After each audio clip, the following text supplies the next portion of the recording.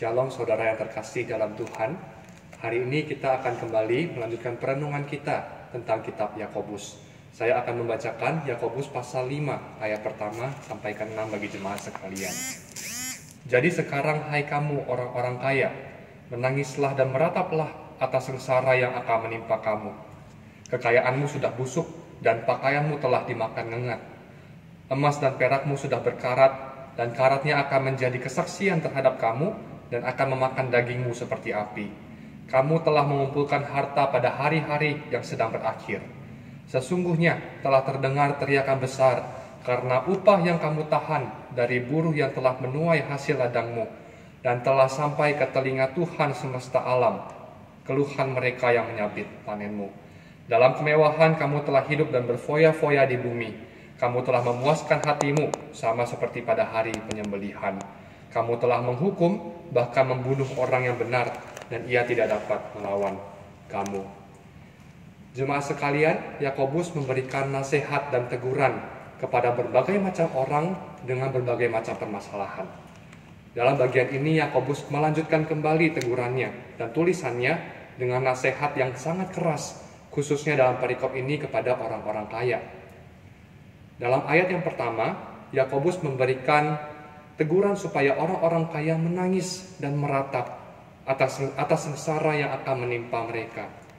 Teguran Yakobus tidak main-main, jemaat Tuhan sekalian. Kata Ibrani dari kata menangis dan meratap adalah klayo, artinya meresponi sebuah bencana dengan sikap yang benar, dan ololuzo, seperti meraung, terutama sebagai akibat dari kejahatan dan penyesalan yang tiba-tiba dan tak terduga. Jemaat Tuhan, mengapa Yakobus memberikan teguran yang sangat keras bagi mereka? Di dalam ayat yang kedua sampai ketiga, Yakobus berkata bahwa kekayaan yang mereka miliki itu hanyalah sementara. Ngengat akan memakan pakaian mereka, emas dan perak akan habis oleh karat. Mungkin kita mengingat perkataan Yesus di dalam Matius pasal 6 ayat 20. Tetapi kumpulkanlah bagimu harta di sorga. Di sorga, ngengat dan karat tidak merusakkannya, dan pencuri tidak akan membongkar serta mencurinya. Yakobus menunjukkan bahwa kekayaan yang mereka miliki akhirnya akan rusak dan akhirnya akan hilang seiring berjalannya dengan waktu. Jika mereka memilih untuk menyimpan dan mengumpulkan harta-harta yang sementara ini daripada menyimpan dan akhirnya mereka mengumpulkan kebenaran Allah yang kekal, maka yang mereka akan hadapi adalah kesengsaraan. Kemudian Yakobus melanjutkan tulisannya dan tegurannya dalam ayat yang keempat sampai ke-6. Yakobus melanjutkan penyebab dari kesengsaraan yang akan orang-orang kaya ini hadapi. Mereka bersalah atas kejahatan terhadap saudara-saudara perempuan dan saudara-saudara laki-laki mereka. Bagian ini berkaitan dengan upah yang untuk buruh-buruh yang bekerja keras kepada mereka. Mereka tidak memberikan upah yang sepantasnya bagi buruh-buruh ini. Dan Allah mendengarkan teriakan mereka, teriakan para buruh. Seperti ketika Allah mendengarkan tangisan teriakan dari darah Habel yang terbunuh itu. Dalam bagian ini, Yakobus mau menunjukkan bahwa Allah itu berpihak kepada mereka yang lemah. Allah berpihak kepada mereka yang lemah dan tidak berdaya. Kemudian mereka akan diadili, mereka akan dikutuk karena penggunaan barang-barang, sementara yang mementingkan diri mereka sendiri. Mereka telah menambah harta benda mereka, seolah-olah dunia ini akan berlangsung untuk selama-lamanya. Dalam ayat kelima dan ayat ke-6, kita dapat melihat bagaimana orang-orang kaya itu menjalani kehidupan mewah yang berlebihan, di mana kehidupan mereka itu didasari dengan mengorbankan orang lain dan tidak memikirkan perasaan mereka. Yang penting saya mendapatkan apa yang saya mau. Saya mendapatkan harta dan kekayaan itu. Saya tidak peduli dengan orang lain dan kehidupan mereka. Yang penting hanya untuk saya. Dan orang-orang yang lemah ini bahkan dikatakan tidak dapat berbuat apa-apa. Bahkan meskipun mereka adalah orang-orang yang benar, mereka diperlakukan secara tidak adil. Bahkan akhirnya dikatakan di dalam Yakobus pasal 6, Yakobus pasal 5 ayat 6, bahwa mereka akhirnya dibunuh. Yakobus menunjukkan ketidakadilan yang dialami oleh orang-orang yang lemah ini, meskipun mereka adalah orang-orang yang benar. Jemaat yang terkasih, memang teguran yang Yakobus berikan ini spesifik, tetapi teguran ini berlaku untuk setiap kita juga.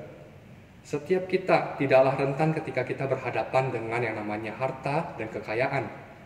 Dari bagian yang kita renungkan, kita dapat melihat bagaimana harta itu dicari, kekayaan itu dikumpulkan, harta itu didapatkan untuk semuanya akhirnya untuk kepentingan diri sendiri. Dosa menggiring seseorang untuk melakukan perbuatan-perbuatan yang akhirnya berujung kepada kepuasan pribadi. Untuk mendapatkan harta dan kekayaan, Yakobus memperlihatkan bahwa tidak peduli bagaimana caranya, apa yang akan muncul dari perbuatan orang-orang ini, ataupun memikirkan tentang perasaan orang lain. Mereka tidak berpikir tentang hal-hal itu, tetapi yang dipikirkannya hanyalah tentang diri mereka sendiri. Yang paling penting adalah bagaimana saya itu bisa memiliki semua harta kekayaan ini, dan saya bisa mendapatkan itu semua. Dan kepada orang-orang seperti inilah Yakobus memperingatkan supaya mereka menangis dan meratap, karena akan ada sengsara yang menimpa mereka. Akan tetapi syukur kepada Allah, kita memiliki jalan keluar untuk menghadapi kondisi dan situasi ini. Allah sendiri telah menunjukkan bahwa apa yang Dia miliki bukanlah sesuatu yang penting dan sangat berharga. Dari mana kita dapat mengetahui kebenaran ini? Filipi pasal 2 ayat 6-7. Yesus Kristus yang walaupun dalam rupa Allah tidak menganggap kesetaraan dengan Allah itu sebagai milik yang harus dipertahankan, melainkan telah mengosongkan dirinya sendiri dan mengambil rupa seorang hamba dan menjadi sama dengan manusia. Yesus Kristus meninggalkan segala kekayaan yang Dia miliki, bahkan Dia meninggalkan tahtanya yang di sorga. Dia sang pencipta meninggalkan semua itu untuk hidup bersama dengan manusia, ciptaannya yang telah jatuh dalam dosa. Dalam kehidupan Yesus di dunia ini, tidak sama sekali kita lihat bagaimana Yesus hidup untuk dirinya sendiri. Dia tidak menjalani pelayanannya untuk memperkaya dirinya sendiri. Dia tidak memanfaatkan kepopuleran yang dia dapatkan untuk mendapatkan hidup yang nyaman.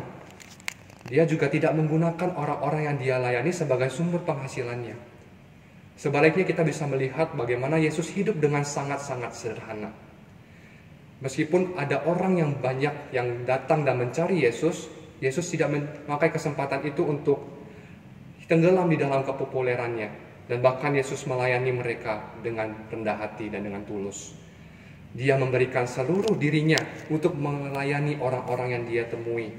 Bahkan akhirnya dia menyerahkan seluruh hidupnya untuk mati di atas kayu salib, menebus setiap kita dari dosa-dosa kita. Yesus tidak mementingkan kepentingan dirinya sendiri, tapi Dia mementingkan kepentingan orang-orang lain. Semuanya Yesus lakukan karena atas dasar kasih kepada setiap orang-orang yang telah Yesus layani, bahkan juga bagi setiap kita saat ini.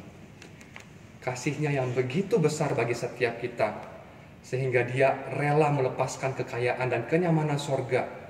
Dia datang ke dalam dunia yang berdosa ini untuk menyelamatkan kita yang berdosa, sehingga akhirnya kita bisa hidup dengan aman dan tenang di dalam Dia. Jemaat yang terkasih, ketika kita menyadari begitu besar kasih Allah bagi setiap kita, biarlah kita juga belajar untuk mengasihi Dia. Kita juga belajar untuk hidup mengikuti teladan-teladannya.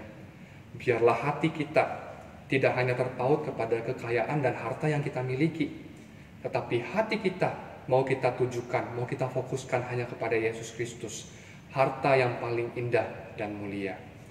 Mari kita memohon pertolongan Allah Roh Kudus untuk memberikan kita hikmat, memberikan kita kemampuan dalam menggunakan harta dan kekayaan yang kita miliki dengan bijak. Apapun yang kita miliki, mari kita persembahkan hanya untuk Allah kita. Karena Allah sendiri telah memberikan segala-galanya, bahkan Dia memberikan hidupnya bagi setiap kita.